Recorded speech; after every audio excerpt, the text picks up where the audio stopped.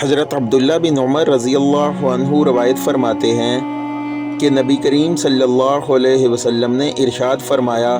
کہ تم میں سے جب کوئی شخص جمعہ کی نماز کے لیے آنا چاہے تو اسے غسل کر لینا چاہیے۔ حضرت ابو ہریرہ رضی اللہ عنہ روایت فرماتے ہیں کہ رسول اللہ صلی اللہ علیہ وسلم نے ارشاد فرمایا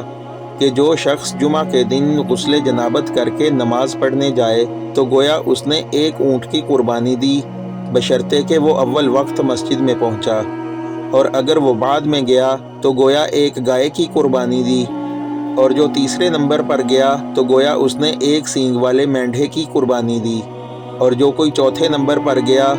تو گویا اس نے ایک مرغی کی قربانی دی، اور جو کوئی پانچویں نمبر پر گیا اس نے گویا انڈا اللہ کی راہ میں دیا۔ لیکن جب امام خطبہ کے لیے باہر آ جائے تو ملائکہ خطبہ سننے میں مشغول ہو جاتے ہیں۔